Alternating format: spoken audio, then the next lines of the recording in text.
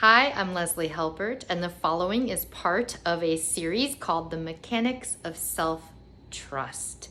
If you don't have the entire series of nearly 20 conversations yet, you can get them all for free by simply going to dynamicvoicetraining.com/conversation series.html.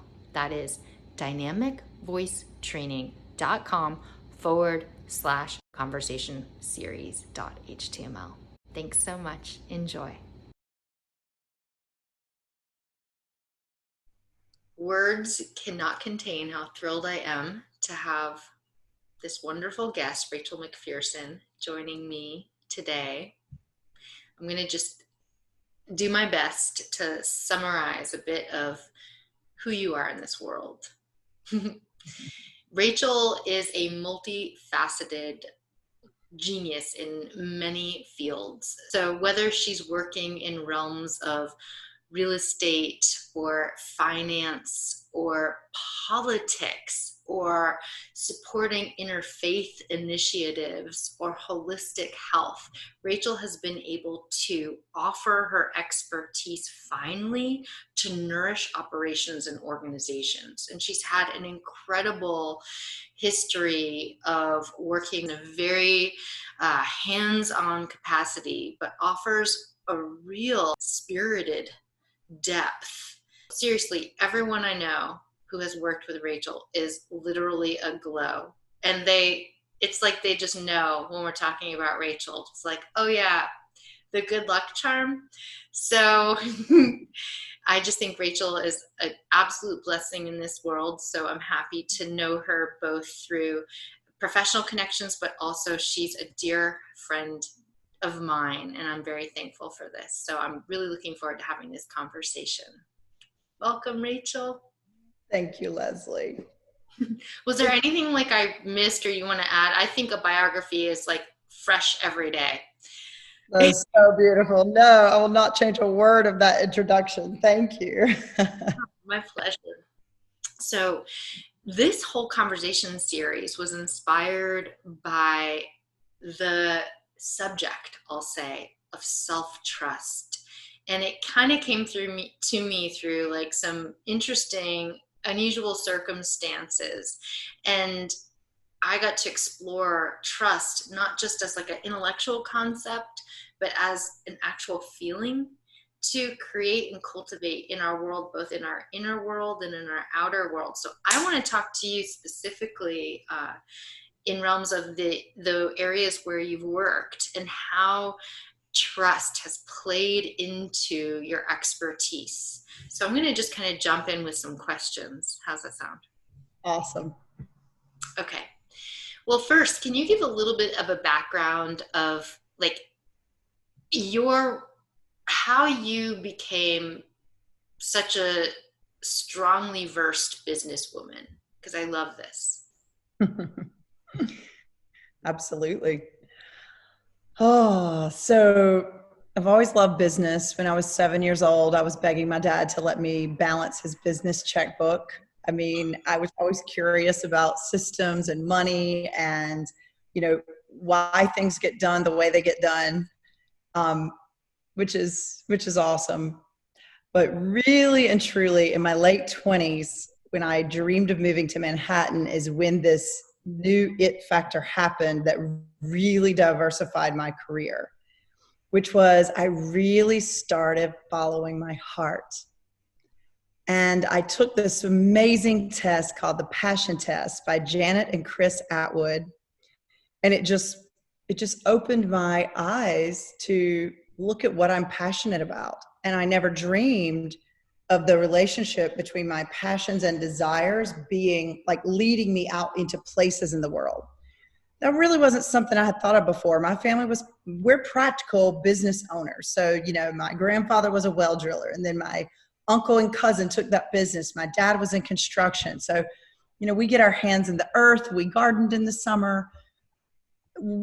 Life wasn't about like waking up with your passions, so so I started following my heart. So I loved spas. I worked at a spa when I moved to New York to meet tons of people. and I enjoyed real estate. My granddad told me to always get my real estate license. So I jumped into real estate right after 9/11, really good timing. And then that opened other doors for me. So it was so much fun. I was really passionate about integrative medicine, and I just kept meeting people until I met a man named Patrick Walsh, and we helped to design the first ever integrative physical therapy clinic. So I was director of integrative medicine there for Shift PT.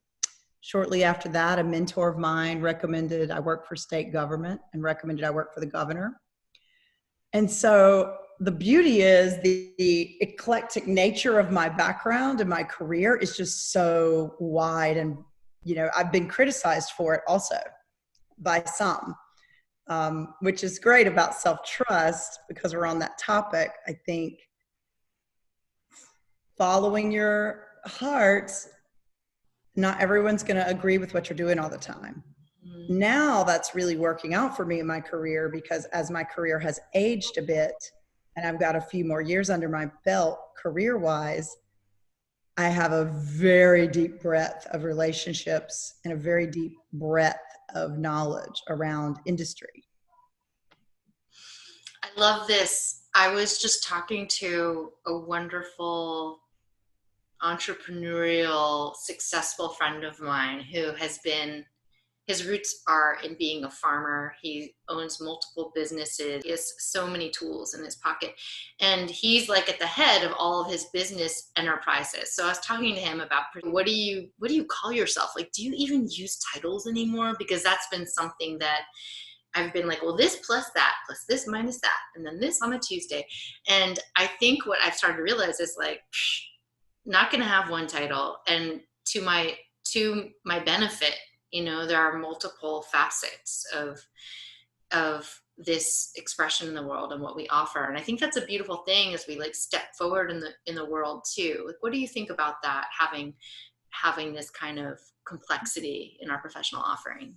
Oh, it's so personal to the person, right? I mean, there's a lot of specialists that do branding work and what does that mean and what do you want to call yourself? And I remember when I was first moving to New York, I really wanted to prove myself. And I remember wanting to put like CEO of my own company on my business card. And then it always felt like, nah. After I would buy the business cards and then it would always feel a little wrong handing that out, like not quite a CEO, honey, you know? And so I think you have to try these things on. And I was working with my business coach recently who said, you're a consultant and coach. That's what you are. You're a consultant and coach. And I just cringed. And then I thought, yeah, I am, you know? And so I think these titles, you know, do shift. And I believe we're really moving into a place where titles are a little less important too in career. But it's something people do pay attention to. So very interesting. But my gut says, try it on for size and test the truth of it because the truth of it will be resonant somewhere in your body. Like CEO was never resonant in my body. I'm sure someday CEO will be plenty resonant in my body, right? But at 28 years old, in a company of my own that I was the only member of, not so much. I love it. Well, there are so many areas I want to go into when it comes to trust. One of the things I want to mention about your character that is so inspiring to me is what a real humanitarian you are. Literally, we'll be walking down the street and you'll have a conversation with people from all different places and never in a way where they're bothering you or you feel obligated, really in a way where you light them up. And I've seen people do these kind of things before, but never with the level of authenticity. And meanwhile, you're like hanging with me and giving me all of this wonderful wisdom at the same time. And so I love the way you're like, what I call it, like non-denominal, like interfaith, like everybody is in a place of being held by the wealth of your heart and your care. And so I'm very interested in like how, when you were in a conversation, let's say, in a business setting and you're with a bunch of people who come from different places, when you're making a choice and you're helping the operation of a system work, how much is self-trust about transcending self-importance and looking at the whole? Like, that just seems like such a natural part of how you operate. You're thinking about everybody when you're saying, this is what I want to do. Okay. I feel like you're thinking of a very specific time when I stopped and talked to a homeless guy in the middle of our talk. Is that what you were talking about? It happens a lot. Like, we were just in a park the other day, which is like where you hang out in New York now, like on our patch of grass.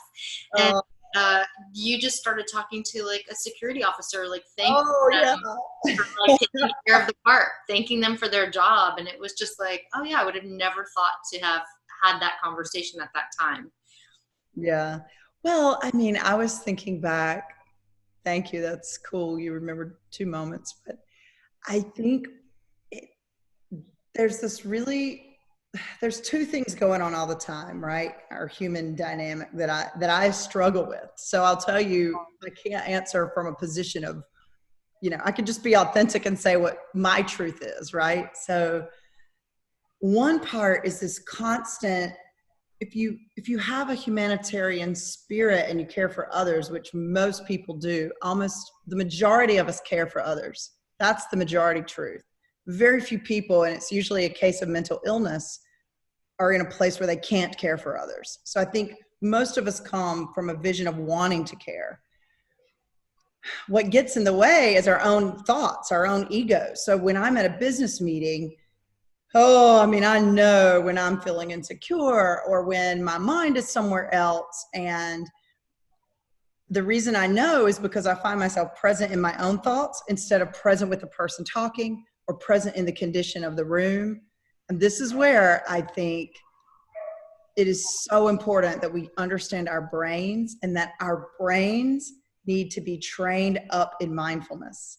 So I've had the benefit of professional training in mindfulness, a 500-hour yoga teacher training, an MBSR certified mindfulness-based stress reduction teacher. It's like, it's not a mistake. I mean, I'm not superhuman. I've just practiced that prefrontal cortex energy a little bit more than others. And you have too. You've done the work, And I mean, I got to say, it's not easy every day meditating. It's, some days it gets cut short, some days, but the benefit of that is getting to live in the present moment. And when you live in the present moment, there's this authenticity that comes up in the individual experience, and that human connection gets so rich and beautiful.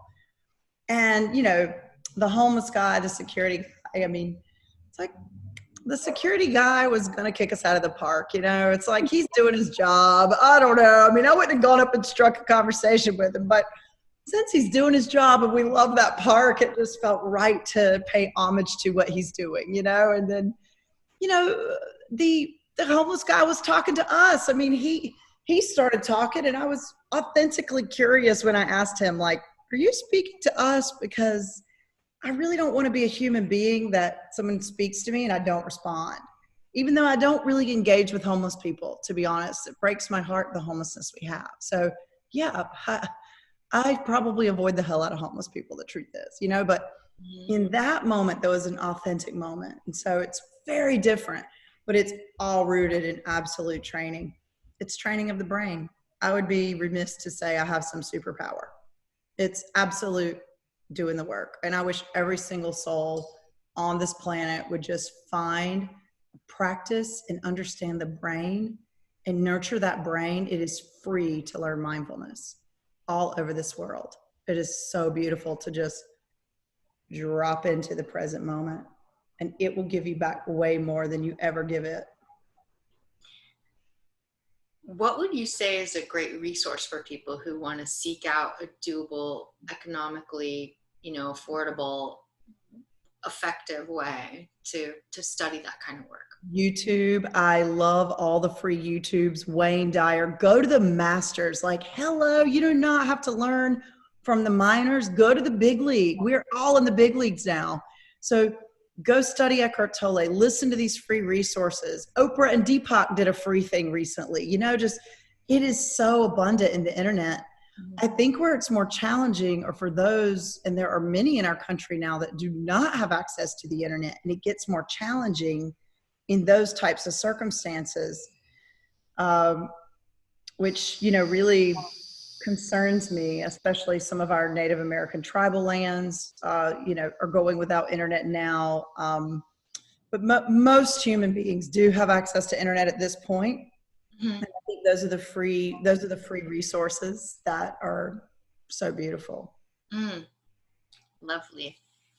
Yeah, nonviolent communication. Let's talk about which is part of mindfulness. And I was specifically thinking of that nonviolent communication because even in our, I'll work with, I have the pleasure to work with some amazing achieved executives and kind of talking about their way of communicating. And sometimes, this happens for me too, I really had to kind of shift my language consciously at some point a bit to be less defensive, less attacking, to be able to take more responsibility in my language. So I love that part of nonviolent communication and how it plays into bringing our passion into our work successfully and into our relationships. And so speaking of relationship in our work, something that I love about you is your ability to speak with concision from your heart in what has classically been male-dominated work environments. I am always blown away with your ability to whittle it down to a sentence and deliver it with embodiment. Where did that come from? Probably the fact that I've worked with mostly men my whole life. I mean, not by choice. I am attracting more and more fabulous women in my life to work with all the time. But for some reason, I have worked in mostly male-dominated industries. It's just been I didn't really consciously think of it that way. But real estate is a very male-dominated industry, especially in commercial real estate. And I find that in business in general, we've obviously studied the masculine and feminine for 6 weeks together. I find in business, it's really great to know where the masculine energy and the feminine energy are showing up. And business by its nature has a lot more masculine demand to bring in money and to create and to cultivate and to push forward oftentimes. So I do think there's a reason we see a lot of successful men in business, and we're now seeing more women come up in business than ever before. And I understand societal factors as well. For me, it's partly just innate to my character to get to the point and let's go and let's drive and let's move. So I think it's a lot of personality, but also I have to acknowledge there are a lot of great men and businessmen in my life, and they just want to know, what's your point? Where's it getting us to? That's really fascinating because I know for me, I'm a vocal coach. I work with so many people in realms of their performance and their deliverance. And there's still this moment, and this is where I find trust, where I'm like, okay, this is actually what I have to bring to the table, or this is what I actually don't have right now, and I'm supposed to just soften and listen and receive. So I think there's a really interesting interplay in actually allowing ourselves to receive the present space. And I think that for myself as a woman, I'll say, and I think this might ring true for other women, that the dynamic, the history of feeling like women, we have to prove that we are in business specifically, up to par to men. I think I have subliminally felt like I need to package my expression so that a man can be like, okay, yeah, I'll buy that. Nope, won't buy that. Oh, I'll take that point. No, maybe later I'll listen, so I've always felt that sort of my desire to kind of have a man's approval or / that fear that they think I'm being too much, and I think that a lot of that can come from just past generational influence we can have depending on our father-daughter relationship. There's a lot there, but I think in general, that moment of being able to gather what you know. So, I mean, I'm happy to honor the fact that maybe we could say the masculine brain wants to have like to the point, straight ahead, that there's that conditioning. As much as we could say, you know, it's primal, as much as we're like so deeply in our cell phone these days. So there's an argument there of like, oh, you're so primal. Like, what are you doing playing? You know, like we're also technological at this point, but there's still these, you know, different neural networks that are involved in the woman's brain and the man's brain. And, you know, and then there's the, you know, the transgendered state, and perhaps, you know, we can't really define. And then there's masculine and feminine, all these different principles. But what is that moment for you? Like, if you had to break down that moment of being in a space, let's say you're, you know, you said like a high stakes business conversation. What is it that allows you to create that balance of effective communication? How do you trust yourself there? What does it feel like? How do you do it? Wow, such a powerful question. A lot of it is practice, I think, because we've all had times in the past where we came on too strong or didn't ask for what we want, and both feel equally as bad, right? I mean, I don't know how many times I've hung up the phone and thought, oh, I wanted to say this, or oh, I wanted to say that, you know, and that was probably coming from that space of deep listening, allowing the others to hear what they say, but then maybe not inserting fast enough what I need, right? And so for me personally, I like to listen into where people are. And this is the very feminine side of it. It's just knowing into the tone of the environment. And again, just a plug for mindfulness, when you know the tone in the room and you have something to get done, that tone will let you know how much time you have in that moment, or the nature of that time in the moment. So if we're sitting at a retreat center with our boardroom meeting and everyone around the board is there to kind of think into the coming year, I'm going to have a lot of different spaciousness. There's a much larger time window to respond. And that's a place where we can have more space to play and more space to listen, or maybe restrict not asking yet and hear what more feedback in the room is, and then maybe insert later and ask, right? So because that spaciousness is there. When you're talking to somebody, you know they already have a call in 5 minutes. You got to choose, right? So for me, again, it's like I tone into the moment, see, okay, who am I talking to? Where are they available to me? And where can I be available to them right now in this moment? And having a reference in time does help. So I think knowing those two things, the space and the time, are very, very important indicators. And then the third thing that's really important, those things I think speak to self-trust, but also self-trust is about setting yourself up for success in the conversation so you can have a positive outcome, because the more positive outcomes you have, the more trusting you are of yourself. So if I want to go in and negotiate my salary on a 5-minute conversation, it's probably not going to go so well, right? However, if I want to negotiate my salary in a 1-hour meeting that was determined for my career review, most likely that's going to go positively, right? But I want to set myself up for success and drop into that place, time, and ultimately building these positive experiences so you can have the confidence. Oh my God, I love that. One little other thing I got to say too is don't try these things. Don't try out at the high stakes poker table. So if you know that you're balancing this for yourself, or you're younger in your career and you haven't really gotten like the training wheels off on this confidence thing yet, or this self-trust thing, then if you know that about yourself, try this out on low stakes things. Try it out on something that doesn't matter, like a dinner party, or, you know, like if you and your spouse are going to go somewhere, or just try it out on something low stakes, and then screw up in those moments, not like the salary negotiation, which changes your whole year and your family abundance and everything else happening, you know? And so I think that's another part of like self-trust, is like that building the confidence of those decisions.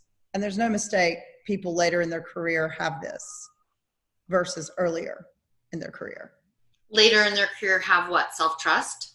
Have typically more self-trust, more leadership. There are a lot of examples of younger people now in the world that are cultivating this more quickly than even my generation or definitely the generation before ours. And I think it's because they're used to a faster transactional time and they get more practice, and then they're very confident to come forward. I've observed this in very many millennials or other gens, so to say. The idea that we're looking at the container of time and space to feel into that, I love that too, because it necessitates that we grow our perception and our senses and feel. And that's what I know working with the voice, that the voice gives us the opportunity to like literally feel into our breath, into our vibration, into our presence. And yeah, and I think it's interesting too, because I do know a lot of people who are quite advanced in their career and they excel in trusting a certain area of their life. Like, because I'm a composer by trade, I know so many artists who are like, you put them behind their instrument and it's just this deep place, but in other areas of their life, there's sabotage. You know, this is sort of like the classic old paradigm of the artist who had this, you know, terrible life of substance and addiction, and yet they were, you know, the way that unfortunately Billie Holiday is often portrayed. Even though I love that someone recently was talking about how we've, you know, put these sort of dark, despondent storylines on artists, specifically artists like Billie Holiday, or those that have grown up through seeming struggle, rather than recognizing her as a strong African-American woman who just rocked out and followed her career. But that being said, I know first-handedly from being a musician, a composer, and getting lost in that space, that there are places that we can excel and other places where we do struggle to actualize that same power we might have in one area. What do you think like self-sabotage is all about, and how do we employ trust to get stronger in other areas? Oh boy, that's a good one. So self-sabotage holds this, for me, minor piece of dishonesty.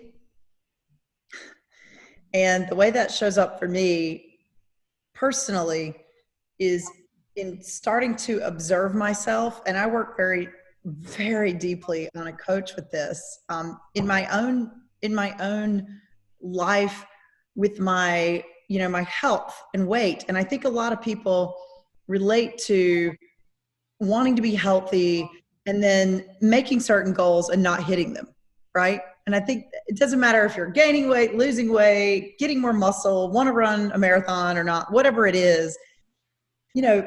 And I think it's a great place to look at sabotage, because it's something that's consistently in our life every day.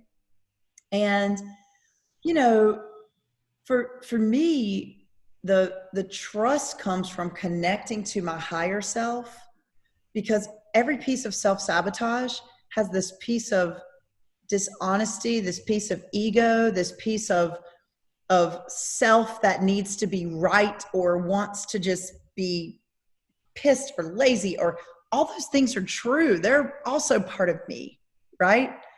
But the sabotage part comes when I disconnect from myself and I let that person rule the roost.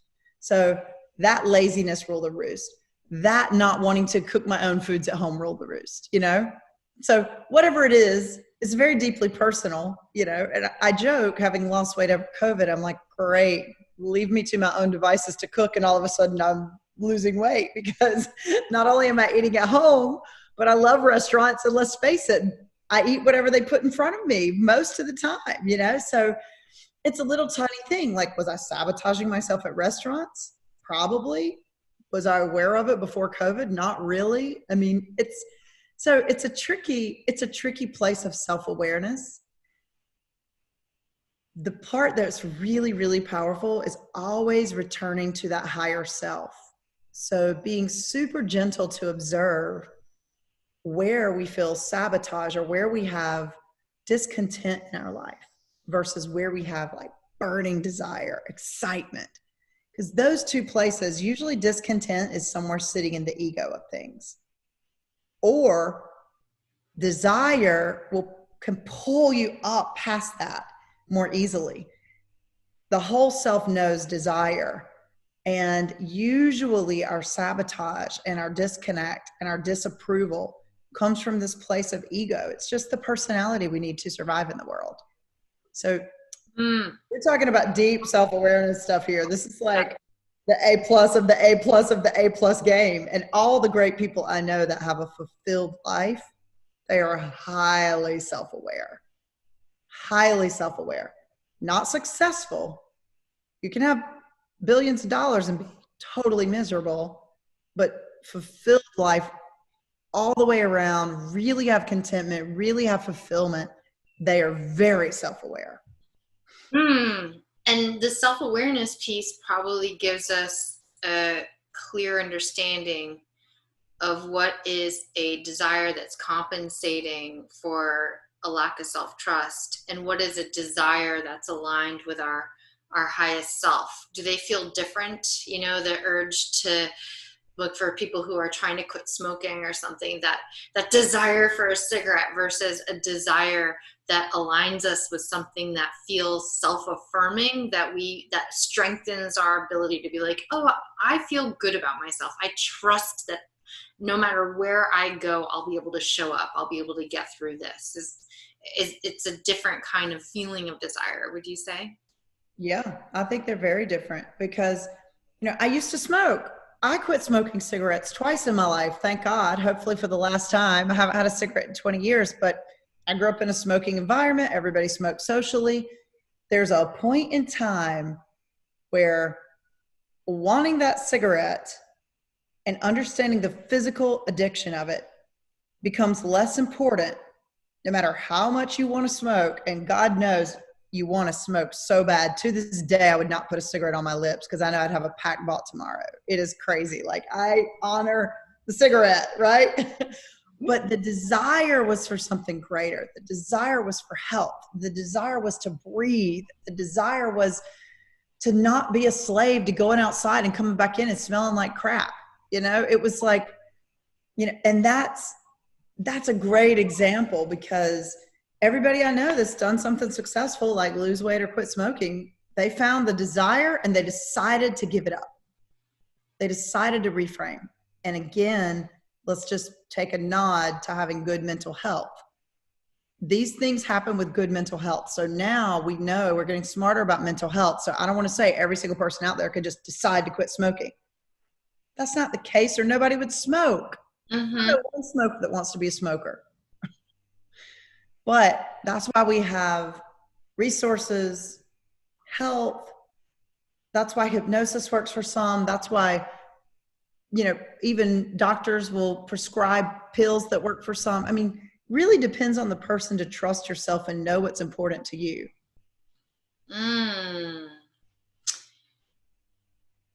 Yeah, amazing. Lots of great stuff there, especially when we realize that we think about safety in realms of how we trust ourselves or situations. And in some ways, it feels like, if we use a metaphor of something like a cigarette, and it's something that like we know, and it's like a pattern that we know that we can take. It's something like that, but it's kind of a false safety, right? Whereas when we develop a deeper trust, we have a sense of safety in something that is inside of ourselves. Hopefully. And sometimes it's just pure addiction. I mean, cigarettes are addictive. They have a ton of nicotine and it physically makes it so difficult to quit. Heroin. Look at our opioid epidemic right now. It is a physical problem. That's why it's such a beast. you know? Uh, what do you think are, well, all right, I want to actually flip to a whole other area for a little while because there's so Okay. many cool things to ask you about. So you worked with Cuomo's, I mean, I'm so non-political. I'll just say like the posse, the political posse. And what was that like going from a place of being in real estate and having this business vernacular, being recommended for this job? Why were you recommended? And what were the ropes? What were the challenges that, you know, how did you trust yourself in that new role? Oh, it was so great. First of all, the talk about a great person. So, you know, with the male female dynamic, I mean, everybody sees Governor Cuomo on TV now, right? Like he's like the Italian uncle that you want, right? You know, but most of the time, if you're smart and you look around Governor Cuomo, he's got extremely capable women around him at all times. I mean, capable people, yes, and extremely capable women. So I have never worked on a team like Governor Cuomo's team in my life.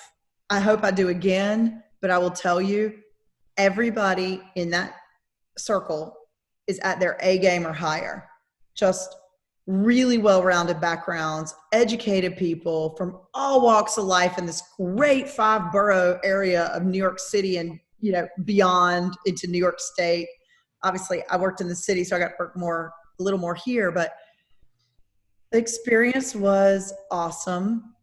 It was also, Governor Cuomo is demanding. He gets a lot of stuff done. So the challenge working with him is that something comes in your court and you finish it before your next meeting, because he will turn and ask you about it.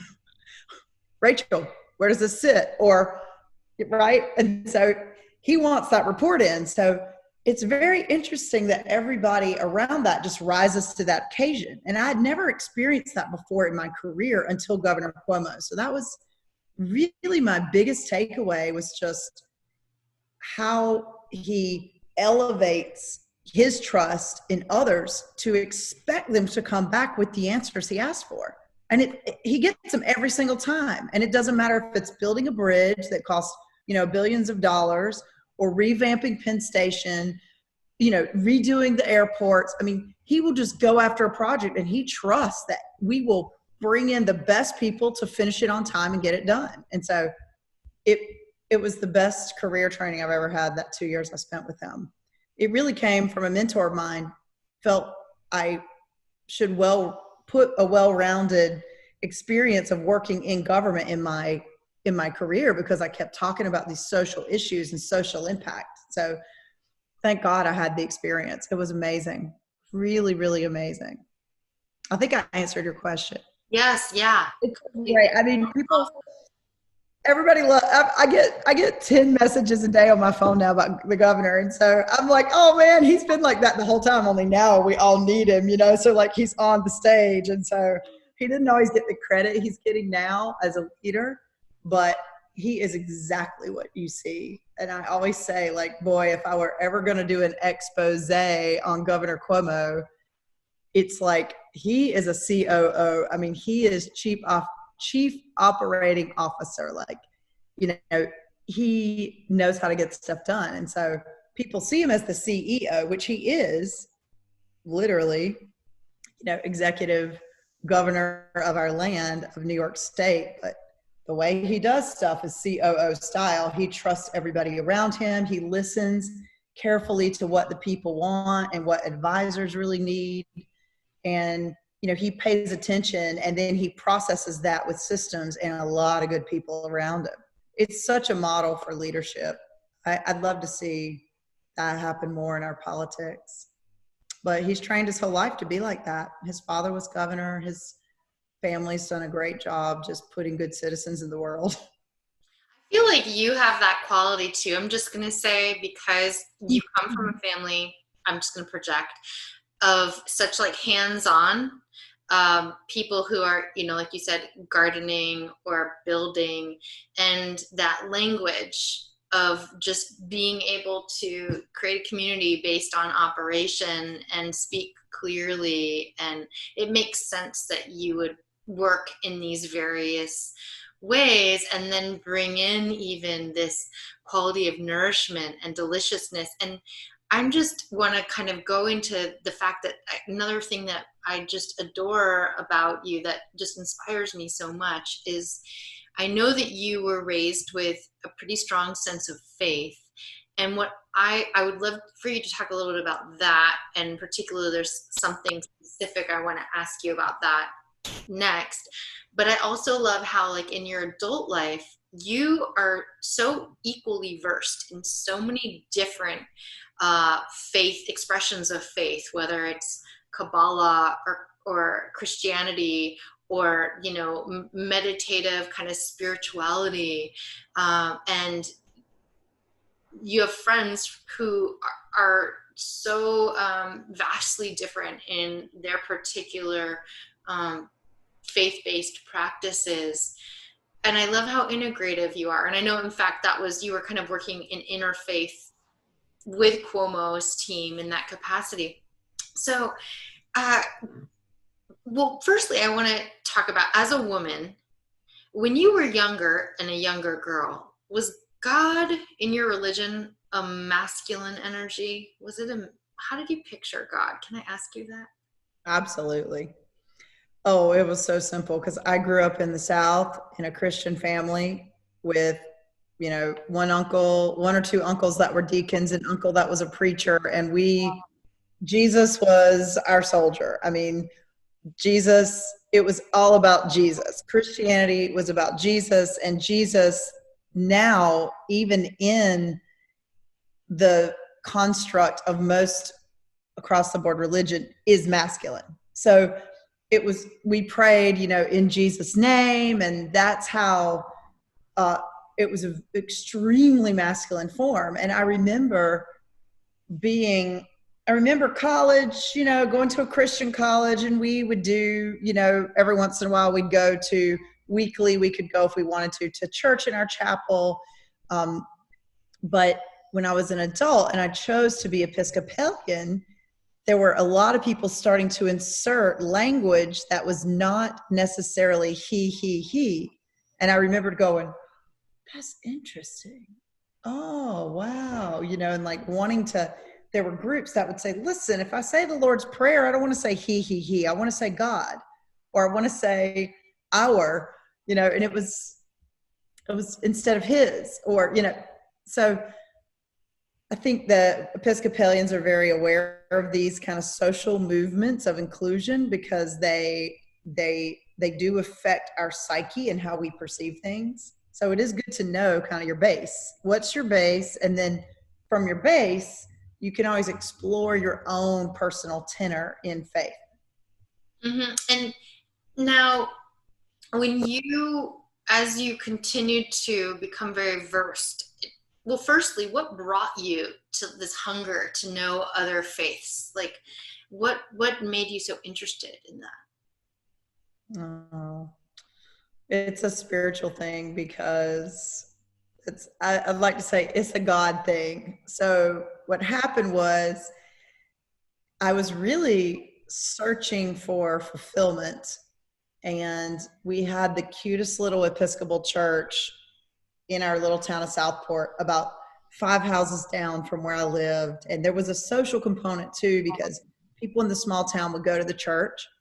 So where I started was just wanting to find fulfillment, and religion was on a checklist of a million other things: the passion test, watching The Secret, anything else that came about, right? Like, I'll take anything, just please help me feel better about life. The desire was just, please God, let me find some fulfillment. That's really where it came from. Mm-hmm. Now, what ended up happening is, and this is where religion and spirituality gets very personal, I started getting drawn toward people that were more content than I was. And usually they had a spiritual practice. And then they would recommend things to me. Granted, I show up and do what I feel is really being recommended to me in a spiritual way. I'll jump in and try it. So that I'll give myself credit for. But I'll never forget one of my first spiritual mentors, Lisa Ritchie.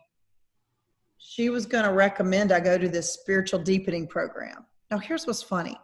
Spiritual deepening program where nobody there, everybody there was a faith leader except me.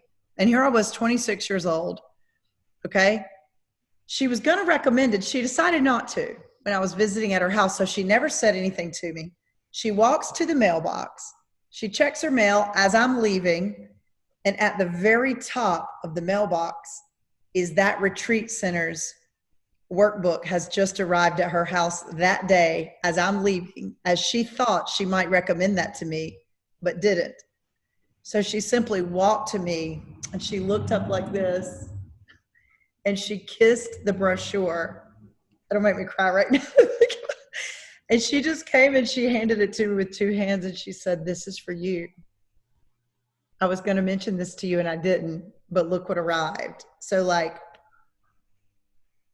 whoa. So like, you want to know why I'm a spiritual person? Like, there's something out there that's either part of our energetic tone, reacting to our community, that gives us this moment to be bigger than ourselves, right? And boy, I've taken up a lot of those opportunities. So that's where I got my spirit from, my religion from. And so I could tell you 10 stories like that.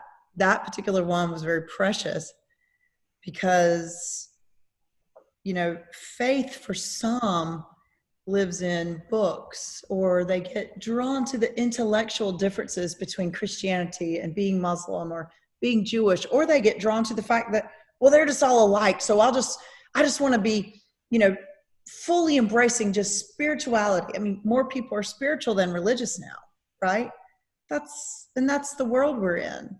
And yes, we're recognizing these similarities in our, you know, interfaith and multi-faith groups. Our Unitarian groups are growing more rapidly than specific faiths now in the world. But for me, faith lives in the community that we surround ourselves in. And so every moment that I've come closer to, for me, Jesus, or for me, God, or for me, my own spirit, or my own Jesus within, it's because someone stepped up and invited me somewhere. Granted, again, I go do the work and I'm happy to do the work and I'm happy to take that curiosity. When I hear the truth, I stick to it. I go chase that truth and learn as much as possible. But every single time it's been in community that my life has been enriched. That's fascinating because for me, you know, I love your being so much that, you know, I teasingly call you Reverend, but it's not really a joke. I'm like, you'll be my Reverend. You are my Reverend. But you know, for me, I come from this place of more that just a lot of not connecting to anything that's already been organized or formed, or but other things, you know, kind of piecemealing my connection and then bringing it to myself in this way. And when it comes to trusting ourselves, regardless of how we orient in the world, how important do you think this sense of having faith in something, it doesn't have to be faith in God, but faith in something like that we can connect with, like how do you describe that relationship? Oh, I mean, faith is interesting because it's a muscle, I think. We want it to be, you know, and I want it to be magical. And I'm reminded all the time by spiritual teachers and even friends that know me really well, faith is really something that doesn't just pop into our being. It's something that's a muscle. It's a choice. It's a choice in a daily moment to, you know, really solidify what you're going to believe. And so it's important to have self-awareness in this, because for some people that faith can live in the body. They get a gut feeling, or they know like to go towards something. For me, I know faith lives in community. So people give me messages all the time, from a taxi driver to somebody walking down the street or somebody in the park, and they have no clue they're giving me a faith-filled message. They'll just start talking about something random, and then next thing you know, it's like, oh, okay, I get it. I got to go take that trip to Hawaii because that person mentioned Hawaii to me 3 times and they don't even know that I'm thinking about a trip to Hawaii, for example, right? And so it's an exercise and a practice. So if you don't have faith, it's because there's no toolbox around what faith means to you. Mm. That's really what it comes down to. I think a lot of people have had injurious experiences with what they've called faith, things that have maybe brought them further away from feeling that instinctual sense of self, or something that feels resonant, congruent, non-hypocritical. There's, we're all people living and growing, and there's, there can be a lot of challenge and paradox in organized groups, period. And there's a lot of example of that. And you know what? The wisest spiritual scholars and spiritual people that I know, they will tell you, do not have blind faith. And you're like, what does that mean? I thought we're supposed to just believe. No, test your theory. Test your theory of faith. For example, like, watch the actions of things around you, because faith-based systems and religious systems are fallible systems, because they all have us, human beings right through the thick of them. So, I think we've seen just so much sadness around our faith-based groups where people go in and just trust automatically and just blind trust, blind faith. And there's been a lot of pain in and around that, because we hold this ideal to religion that is just not oftentimes the reality. So, it's shifting now in America, right? So everybody, who knows where it's going to land. But for me, it comes down to trusting and then collecting evidence, really collecting evidence for yourself, being truthful in the moment of how that feels to you. And this is what people go to in religion. Yes. They go in and they're like, this doesn't feel good to me. Well, I love what you're saying too about trusting, and then trust what you're experiencing, because I think some of the reason that we could even not achieve our greatness is the belief system. Well, this feels like really off, or this feels hard, so it must be right because that's what life has to be. Instead of, this feels like nourishing, this feels like I'm being recognized, this feels like I'm worthy, this is what I trust. Yeah. So we can kind of value that without excluding one, because there is that challenge. Like someone was just telling me yesterday that they really respect that samurai vision of like, oh yeah, I'm scared, going right into that, So to just kind of really learn all the different feelings while we kind of have a sense of our self-worth. I think no matter where we are, whether we're novice or experts in our field, self-trust is something we never stop doing. And actually, Eric Edmeades, who I interviewed in the beginning of this series, he said that. And I loved that he said that, because he's like a crazy successful human being. And he's like, oh yeah. And so I asked him, like, what was the last part of yourself that you just learned to love? And that was so cool to hear him, as such an achieved man, like actually just bear that information. And so, yeah, I'm going to ask you that. Let's see, our last question here. What do I want to ask you? Yeah, I want to ask you, when we're in the space of the unknown, what is one way that we can trust ourselves to be in it? I think first, if you're in the unknown and you feel uncomfortable, It's really good to just acknowledge that discomfort and what it's about for you, because when you're in the unknown and you feel either anxiety or mistrust or lack of knowing somewhere within, it's great to kind of breathe into it and let that inform kind of why you're having that experience. The truth is, we're all in the unknown all the time. We only all have the present moment. We really don't know what tomorrow brings. We don't even know what after this conversation brings, right? And I think the way we trust ourselves in the unknown is just by practicing being familiar with it and knowing, acknowledging the truth of it, right? Because it's not true when you think you know something. There's never 100% truth in that knowing either, which is, people don't want to hear it, but you're never going to have the whole story. You're never going to have the whole picture. You're only going to have your version of the truth in that moment, in that time.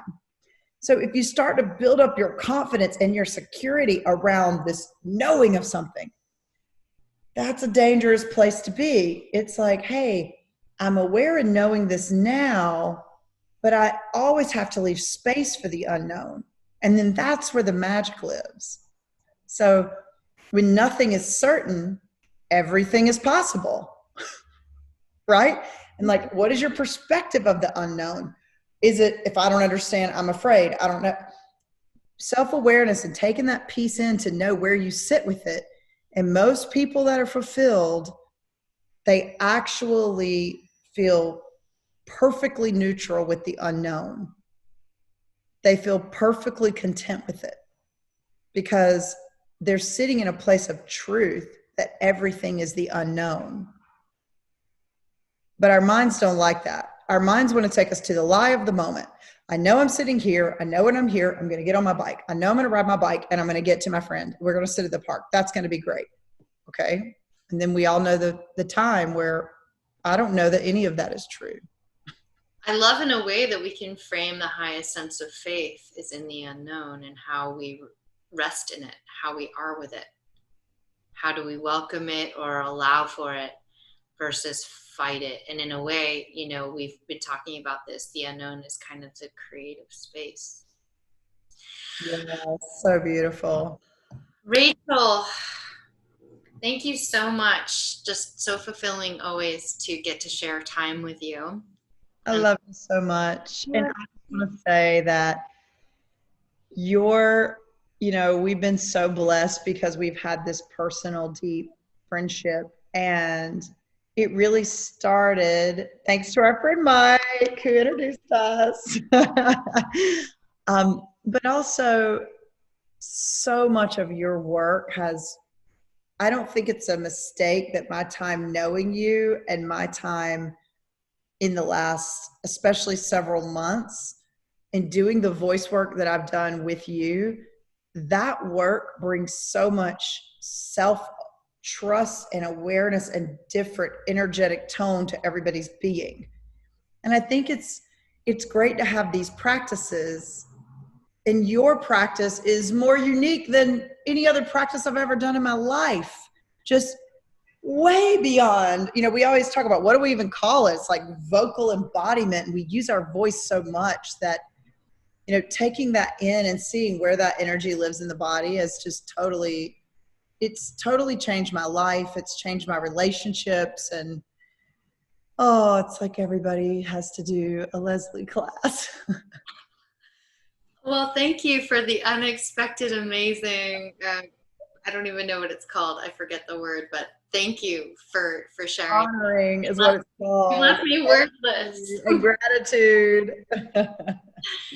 Love I you can't so wait much. till our next time, socially distanced in person, and wishing you continued amazingness as I bask in your glory. So, thank Oh. you again, Rachel, so much.